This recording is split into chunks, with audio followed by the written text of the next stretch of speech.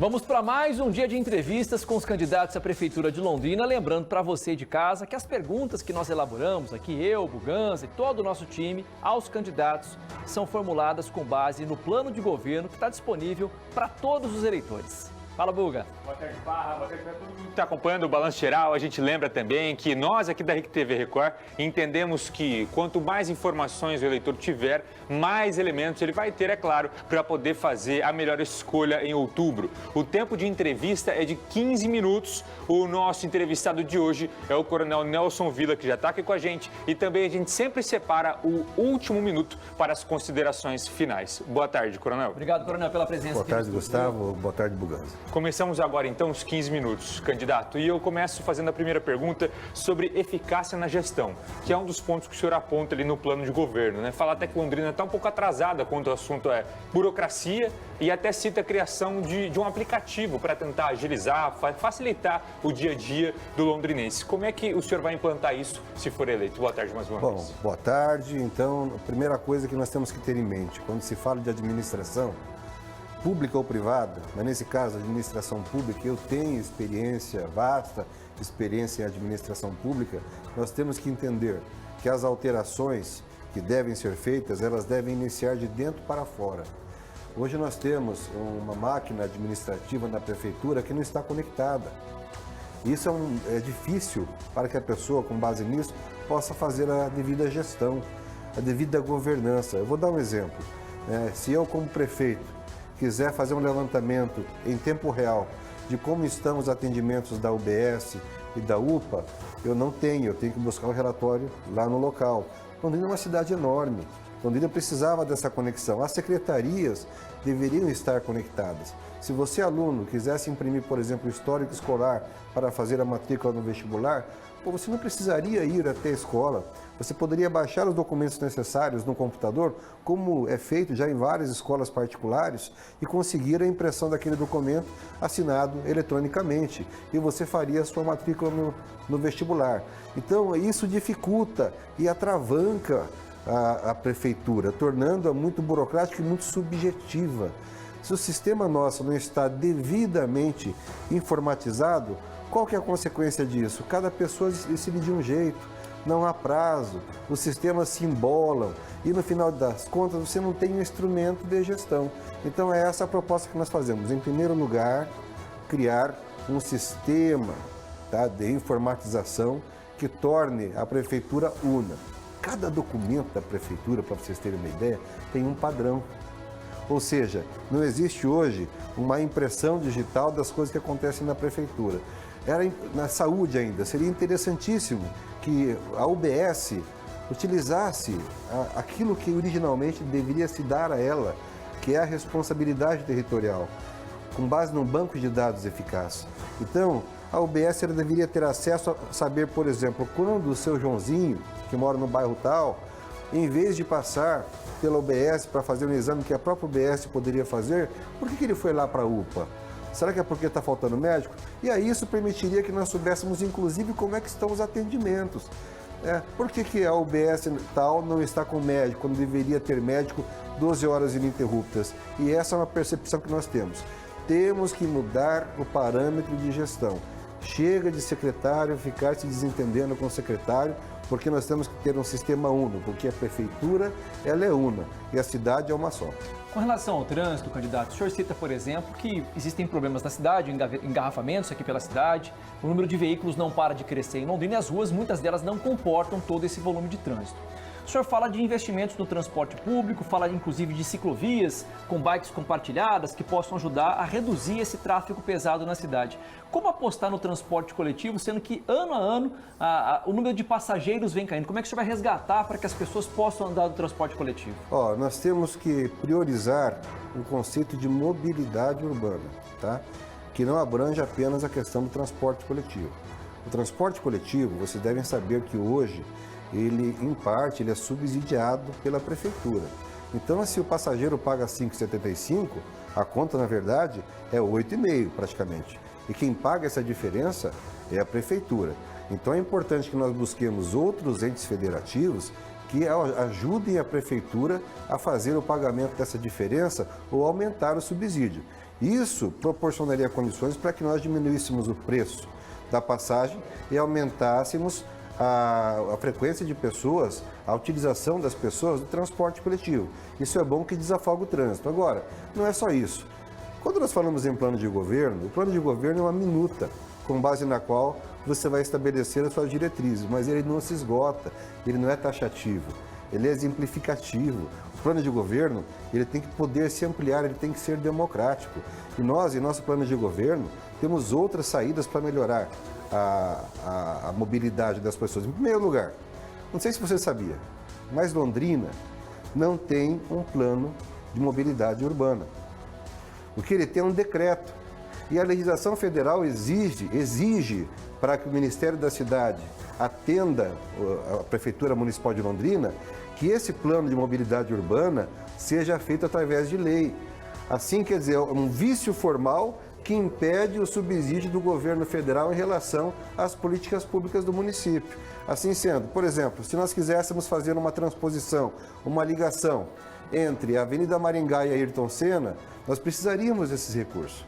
Se nós quiséssemos fazer uma ligação entre Lúcia Helena Gonçalves Viana e Duque de Caxias, para facilitar o fluxo entre a região norte e região sul da cidade ou central, nós teríamos que ter a ajuda do governo federal. Se nós quiséssemos, por exemplo, fazer a emenda da rua Constantino Pialarice com a rua Gil de Abreu e Souza, nós precisaríamos de subsídio do governo federal para ajudar. E nesse sentido, é importante que nós, volto a dizer, organizemos a casa para que nós extraiamos da administração essa dificuldade que é imposta muitas vezes pelo próprio administrador, tirando do administrador aquilo que é muito rico e próprio da administração e que só a administração tem, que é o poder discricionário. Candidato, eu gostaria agora que a gente falasse um pouco sobre saúde e no seu plano de governo o senhor cita a prevenção, não é, como um dos pontos principais para conseguir reduzir essas filas. E hoje nós temos, infelizmente, filas em UPA, filas em PAI e falamos muito sobre descentralizar esse atendimento para os postos de saúde, onde muitas vezes você não tem o médico para fazer o atendimento. Como facilitar isso, como melhorar a saúde pública de Londrina? Algumas pessoas costumam dizer o seguinte, o Coronel Vila, ele tem um plano em relação a isso, mas como contratar médicos, né? Então, observe que nós temos o anúncio do governo municipal para a construção, que vão construir mais 3 UPAs. UPA região norte, UPA região leste e UPA região sul. Essas 3 UPAs, se for observar a mesma estrutura das UPAs já existentes e de acordo com a versão repassada pelo próprio Poder Público Municipal, que tem cerca de 10 médicos cada uma, você imagina se você construísse mais 3 UPAs, você teria mais 30 médicos a ser contratados. Então, ou seja, tem recurso para a contratação de médicos. É uma premissa da qual eu parto. Então, será que não seria melhor, não que as UPAs não sejam importantes, porque elas desafogam os hospitais, elas são fundamentais, tá? Mas não seria interessante que nós pegássemos esses 30 médicos e aplicássemos nas UBS para que as UBS sempre tivessem um turno ininterrupto de pelo menos 12 horas com presença de médico?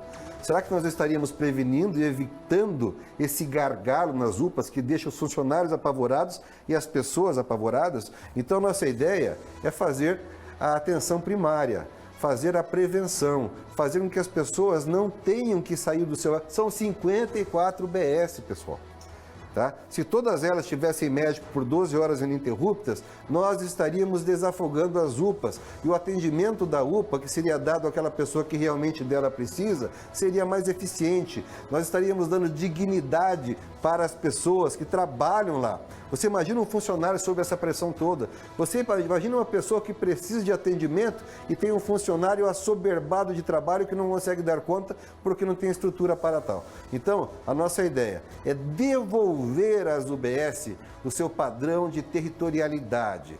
Se uma pessoa eventualmente saiu, não passou na UBS e foi direto para a UPA e com base num sistema informatizado, a própria UBS pode detectar, olha, uma pessoa da nossa área, dentre as 54 existentes, foi para a UPA. Por que ela não passou por aqui? O que falhou?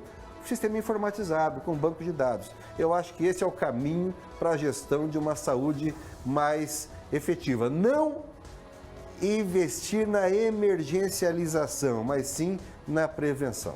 No plano de governo do senhor, o senhor cita um projeto ousado, que é o desassoreamento do Lago Igapó, o maior cartão postal que nós temos aqui na cidade, um orgulho do londrinense. É um projeto que custa muito caro, cerca de 90 milhões de reais. Daria para fazer esse projeto, candidato, e também evitar que, num curto prazo, coisa de 4, 5 anos, assoreasse de novo o nosso lago? Não, nós temos que pensar também no meio ambiente de forma séria. Você imagina que existem partes do Lago Igapó que você vê os pássaros andando sobre as águas, né? Na verdade, eles estão pisando em terra, ou seja, o lago está assoreado. Nós precisamos cuidar. O Lago Igapó é uma das maiores riquezas, dos melhores cartões e mais bonitos cartões postais da cidade de Londrina. As pessoas passam governo, prometem e não fazem nada. É uma situação que nós temos que enfrentar. Se o orçamento do município, de repente, é pequeno, nós temos que buscar, né, nos integrar com outros entes federativos para buscar um recurso que nos permita fazer esse desassoreamento. Você imagina que daqui a pouco, aonde nós vamos chegar? A gente vai ter chuvas, vamos ter inundações e podemos ter tragédias como aquela que aconteceu no Rio Grande do Sul. Não na mesma proporção, mas com o tempo isso pode acontecer. Então esse é um problema que temos que enfrentar, vamos enfrentar e vamos buscar uma solução adequada que dê condições para que com esses 90 milhões nós consigamos resolver o problema do Lago Igapó. O coronel, o senhor assumindo a prefeitura de Londrina, nós temos várias prioridades na cidade. Nós temos área de saúde, educação, economia. O senhor assume hoje a prefeitura. Qual que é a prioridade do senhor? Primeira coisa, nós temos que na parte de transição colocar secretários técnicos para trabalhar nas secretarias para que eles sejam arrojados e consigam estabelecer os caminhos adequados para melhorar a administração. Nós temos que ter um bom time, um time leal. Por isso que eu falo, vamos organizar a casa por dentro. E aí é difícil você estabelecer prioridades, né? Porque você veja que a saúde hoje, a impressão que eu tenho é que é o principal gargalo. Nós temos problema com educação, nós temos problema com segurança, nós temos um orçamento na assistência social de aproximadamente 136 milhões de reais. Gente, não é segredo para ninguém que a população, as pessoas em situação de rua estão aumentando em quantidade, né? Como é que está sendo feito esse investimento? Será que está sendo feito o investimento adequado? Onde é que estão indo parar? Onde é que está indo parar esse dinheiro? E nós precisamos, por exemplo, devolver a segurança pública, que é um dos grandes clamores da população, às pessoas. Fazendo o quê? Trabalhando de forma integrada. Então, entendo eu que hoje o grande problema que nós temos na área de assistência social é o fato de que a secretária de assistência social, ela se nega a trabalhar em parceria com outros órgãos. Se nega a dar transparência à atividade que ela executa. Eu vi ontem um gibizinho chamado Trilha da Cidadania. Tem até a palavra em inglês lá, tá? É um joguinho, rapaz, que você dá para as pessoas em situação de rua e que a impressão que dá, segundo a propaganda que ela faz, é que aquilo vai resolver o problema. Não tirou ninguém da rua aquilo ali. Então nós temos que ter medidas efetivas. Vamos estabelecer um trabalho integrado, sem vaidades. Polícia Civil prende quem recepta, Polícia Militar faz prevenção, Defesa Social cuida dos próprios públicos, auxilia a assistência social. A assistência social faz triagem, faz encaminhamento e salva essas pessoas. E a saúde, nós temos que buscar um planejamento, não adianta improviso, um planejamento para dar encaminhamento àquelas pessoas que são dependentes químicas, para que elas possam se recuperar, voltar a se reincluir na sociedade, buscar um trabalho, etc. Olha só, eu fiquei sabendo ontem, numa conversa que tive com uma pessoa de uma entidade, que pessoa em situação de rua, depois de recuperado, depois de não mais estar usando droga, arrumaram um emprego para ela no mercado. O mercado pagava quase R$ 1.700 para essa pessoa e a secretária da assistência chamou a atenção porque isso era trabalho escravo. Pô, tem gente que trabalha por menos do que isso, pessoal. Na verdade, era uma excelente oportunidade de colocá-lo no mercado de trabalho e reincluí-lo à sociedade. Mas isso, lamentavelmente, não é aceito pela secretária, não consigo compreender qual que é a lógica disso. Secretário, candidato, perdão, tem 1 minuto e 28, vou pedir para que o senhor faça as considerações finais, aproveitando esse tempo que o senhor tem à disposição. Bom, eu sou uma pessoa que não vou prometer. As coisas que eu digo que faço é porque eu já fiz. Então, quando eu falo, por exemplo, da questão das pessoas em situação de rua, essa é uma briga que não é de momento, não é porque eu sou candidato que eu estou fazendo isso. Eu estou falando isso porque desde 2021 eu já tenho um embate com a Secretaria de Assistência Social pelo enfoque que se dá a esse problema. Eu tenho um histórico de eficiência administrativa. Eu assumi unidades, eu vou dar um exemplo que é o 5º Batalhão, uma unidade que tinha 700 homens, observe, e que só conseguia aplicar 5 radiopatrulha, 10 policiais. É claro que isso não fecha. Qual que é o papel do administrador? Pensar na prevalência do interesse público. Então eu falei, essa conta não está fechando. Aí eu fiz várias articulações que possibilitaram que eu mudasse de aplicação de 10 viaturas, de 5 viaturas, perdão, para 50 viaturas em certos momentos. Não por acaso, na minha época, quando vocês saíam nas ruas, vocês viam mais ostensividade, mais viatura em tudo quanto é lugar. É porque a gente fez um choque de gestão. Então, esse choque de gestão é que nós pretendemos fazer também na Prefeitura, que é a maior empresa da cidade, com 10.000 funcionários, respeitando sempre o funcionário público em todos os seus direitos. Tá certo. Candidato, obrigado, viu? Sucesso da campanha, que Deus o abençoe. Obrigado, Parra. Obrigado, Buganza. A satisfação é minha. Obrigado mais uma vez, Dila. Valeu, Bugá. Obrigado, meu irmão. Valeu. Obrigado. Bom, gente, na segunda-feira a gente tem outra entrevista com Valeu, valeu. Diego Garcia, do Republicanos, sempre com o mesmo tempo, 15 minutos, para que ele possa apresentar as suas propostas caso seja eleito prefeito de Londrina.